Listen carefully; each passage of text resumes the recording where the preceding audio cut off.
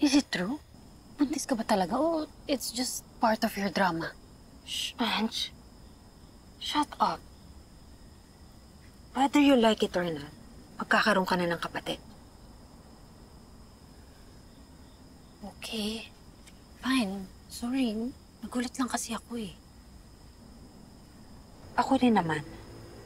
This isn't part of the plan. First of all, I hate to admit it.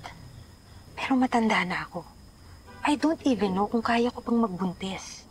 But on second thought, wala na rin naman akong magagawa.